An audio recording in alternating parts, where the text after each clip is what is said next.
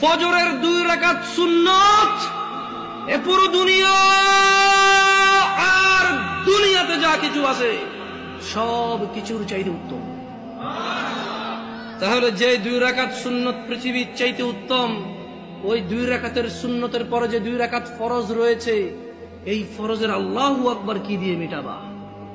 এই ফরজের সামি আল্লাহু লিমান হামিদা কি দিয়ে মিটাবা?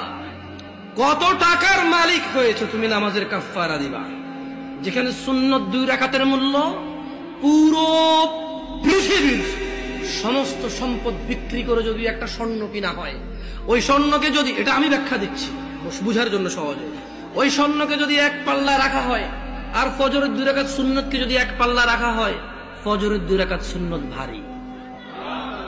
ওই সুন্নত এত ভারী হলে ওই ফজরের নামাজের ফরজ যেটা তুমি ঘুমের মধ্যে কাটিয়ে দাও,